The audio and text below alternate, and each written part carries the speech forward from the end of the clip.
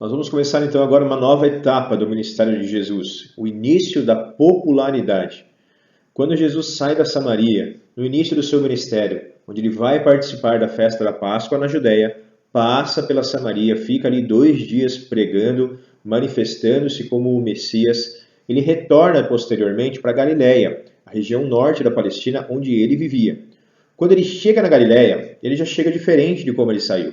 E quando ele chega na Galiléia, começa a se cumprir, então, a profecia de Isaías, capítulo 9, versículos 1 e 2, e eu vou ler para vocês. Contudo, não haverá mais escuridão para os que estavam aflitos. No passado, ele humilhou a terra de Zebulon e de Naftali. Mas, no futuro, honrará a Galiléia dos gentios, o caminho do mar, junto ao Jordão. O povo que caminhava em trevas viu uma grande luz. Sobre os que viviam na terra da sombra da morte, raiou uma luz. Quando Jesus volta para Galiléia, ele volta agora começando a exercer o seu ministério naquela região. É ali onde ele vai começar então a pregar e realizar várias curas milagrosas, levando a luz da salvação de Deus, a Galiléia dos gentios. Quando Jesus volta para a Galiléia, ele não é mais um desconhecido. Agora, a sua fama e popularidade começam a aumentar. Mas como de um simples desconhecido, Jesus se tornou tão popular? Primeiro, pelos eventos que ele realizou na festa da Páscoa lá na Judéia. A purificação do templo não é qualquer pessoa que vai estragar uma festa e não ficar famosa. Ele vai acabar com a festa da Páscoa e todos então já começam a falar sobre ele. Mas o texto de João também diz que ele realizou vários sinais maravilhosos ali na festa da Páscoa. Quando ele volta para a Galiléia, as pessoas já estavam ouvindo falar sobre ele. Mas quando ele volta para a Galiléia, algumas coisas também acontecem.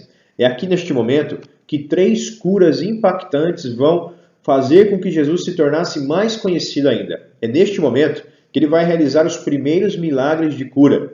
Ele vai curar o filho do oficial, ele vai curar a sogra de Pedro e ele vai curar um paralítico e um leproso. Então, essas 4 curas que Jesus realiza fazem com que o seu nome e a sua fama se tornasse ainda mais conhecida na região da Galiléia. Por meio dessas 4 curas, logo no início do seu ministério, o nome e a fama de Jesus vai percorrer toda a região da Galiléia, fazer com que ele se torne cada vez mais procurado pelas pessoas.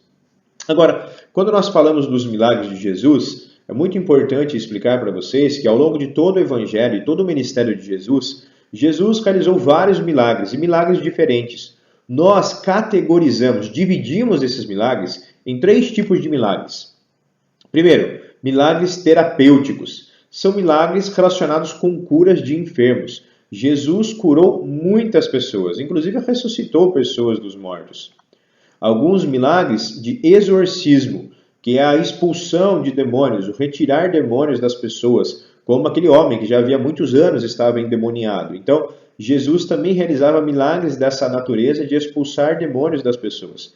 E um outro tipo de milagres realizados por Jesus são aqueles que nós chamamos de milagres da natureza, como transformar água em vinho, acalmar uma tempestade, multiplicar os pães, andar sobre as águas. Esses milagres são chamados milagres da natureza.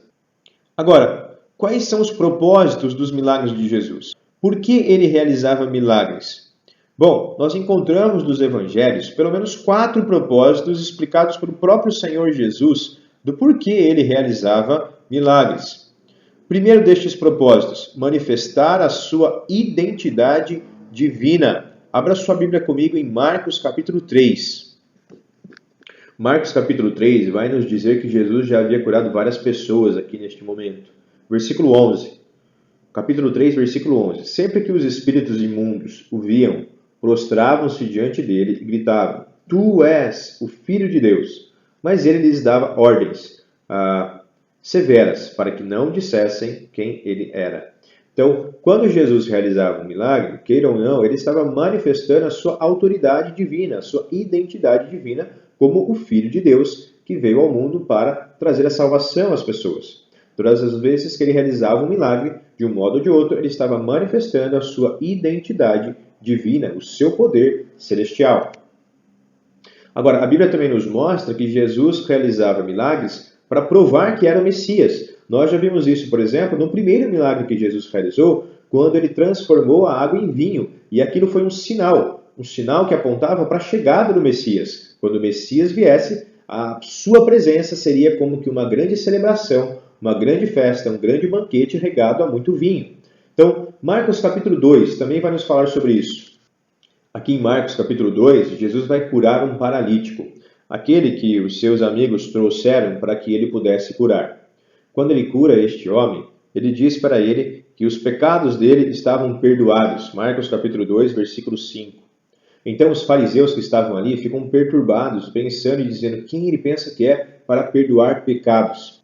Jesus então, versículo 8, percebeu logo em seu espírito que era isso que eles estavam pensando, sobre quem ele pensa que é para perdoar pecados. Só Deus pode perdoar pecados. E lhes disse, versículo 8, por que vocês estão remoendo essas coisas em seu coração? Que é mais fácil dizer ao paralítico que os seus pecados estão perdoados, ou levanta-se, pegue a sua maca e ande? O que é mais fácil? Dizer os seus pecados estão perdoados, e ninguém sabe se estão mesmo ou não, você não está vendo, ou curar o homem? Então, ele diz no versículo 10, mas para que vocês saibam que o Filho do Homem tem na terra autoridade para perdoar pecados, disse ao paralítico, eu lhe digo, levante-se, pegue a sua maca e vá para casa. Ele se levantou, pegou a maca e saiu à vista de todos, que ficaram atônitos e glorificaram a Deus, dizendo, nunca vimos nada igual. Jesus estava aqui manifestando a sua autoridade como Messias. Eu posso curar e eu posso sim perdoar pecados. Eu fui enviado por Deus para perdoar pecados. Eu provo isso realizando milagres, para que vocês vejam o meu poder e a minha autoridade. Jesus também realizava milagres para produzir fé nas pessoas. João capítulo 2 nos mostra isso. Novamente aqui, o primeiro milagre que Jesus realizou, transformando água em vinho. João 2,11. Este sinal miraculoso, em Caná da Galileia, foi o primeiro que Jesus realizou. Revelou assim a sua glória e os seus discípulos creram nele. Por meio daquele milagre, os discípulos desenvolveram um pouco mais a sua fé em Jesus. Então este era um outro motivo pelo qual ele realizava milagres. E por último, nós vemos que também Jesus realizava milagres porque ele amava as pessoas. Porque ele tinha compaixão. Marcos capítulo 5. Esse texto de Marcos capítulo 5 ele é muito interessante porque ele deixa implícito para nós que Jesus só foi até aquela região para curar um homem que estava endemoniado há muitos anos. O texto começa nos dizendo que Jesus passou para a região dos Gerazenos. Quando ele desembarcou, logo aconteceu o milagre, onde Jesus expulsou uma legião de demônios em um homem que estava já há muito tempo vivendo num cemitério, abandonado, como um louco. Jesus então viaja até aquela região, cura aquele homem e logo na sequência vai embora. Aquele homem é completamente transformado e pede para que Jesus deixasse ele ir com Jesus. Mas Jesus não permite e diz que ele deveria voltar para sua cidade natal, voltar para os seus e dar testemunho de tudo o que havia ocorrido. É nítido nesse texto, e fica implícito aqui, que Jesus ele faz essa viagem, uma viagem dificultosa e trabalhosa, simplesmente para curar um homem. Isso demonstra, sim, a compaixão de Jesus. Em vários momentos, as pessoas clamavam por sua ajuda também. Jesus as socorria e as atendia, curando muitas pessoas em suas necessidades. E algumas vezes, como nesse texto, mesmo sem ninguém ter pedido nada, Jesus ia até as pessoas para levar alívio ao sofrimento que elas estavam tendo já há muito tempo. Então estes são alguns motivos pelos quais Jesus realizava os seus milagres. Neste período também, nós vemos que Jesus, mais uma vez, vai realizar alguns milagres diferentes, como a primeira pesca maravilhosa, quando ele convida Pedro, Tiago, João, André para serem pescadores de homens. Vale lembrar que Pedro e André já haviam conhecido Jesus alguns meses antes. Tinham começado a segui-lo lá na região da Judéia e agora haviam voltado à sua rotina. Eles estavam trabalhando normalmente. Eles já conheciam Jesus, já tinham visto Jesus realizando a transformação da água em vinho. Provavelmente foram com Jesus para a Judéia, mas eles tinham família, eles tinham o seu trabalho, a empresa deles de pesca para tocar. E eles voltam ao trabalho. Depois de algum tempo, então, Jesus vai até eles no mar ali da Galileia e faz com que eles realizassem um grande milagre. Depois de uma noite inteira de muito trabalho tentando pescar e não pegando nada, Jesus fala para eles onde deveriam lançar as redes. E Pedro, crendo em Jesus, lança mais uma vez as redes de um modo muito dificultoso. E naquele momento ele pega uma quantidade de peixes que nunca havia pegado. Mas é interessante porque o texto termina dizendo que Jesus então convida Pedro e seus amigos, André, Tiago, João, para serem não mais pescadores de peixes, mas a partir daquele momento, para serem pescadores de homens, ou seja, terem um compromisso com Jesus, serem discípulos de Jesus e caminharem com Jesus. Depois que Jesus então chama estes homens para começarem a realmente caminhar com ele, Jesus também convida um novo discípulo a segui-lo, um publicano, um cobrador de impostos, Mateus, que provavelmente era um homem sim, bem de vida, um homem rico. Jesus vai até a casa dele, janta com ele, com alguns publicanos, e na casa de Mateus, Jesus profere um discurso. Lucas capítulo 5, versículo 27. Depois disso, Jesus saiu e viu um publicano chamado Levi, sentado na coletoria, e disse-lhe, siga-me. Levi levantou-se, deixou tudo e o seguiu. Levi estava deixando muito para trás, um trabalho que lhe rendia muitas riquezas. Então Levi ofereceu um grande banquete a Jesus em sua casa. Havia muita gente comendo com eles, publicanos e outras pessoas. Os fariseus e aqueles mestres da lei, que eram da mesma facção, queixaram-se aos discípulos de Jesus. Quais discípulos? Pedro, André, João, Tiago, Filipe. Por que vocês comem e bebem com publicanos e pecadores? Lembre-se, publicanos eram considerados traidores da pátria, porque eles cobravam impostos dos seus irmãos judeus para enviar dinheiro ao Império Romano. Versículo 31. Jesus lhes respondeu, não são os que têm saúde que precisam de médico, mas sim os doentes. Eu não vim chamar justos, mas pecadores ao arrependimento. Aqui, Jesus mostra para os mestres da lei, vocês que acham que está tudo bem com vocês, continuem assim.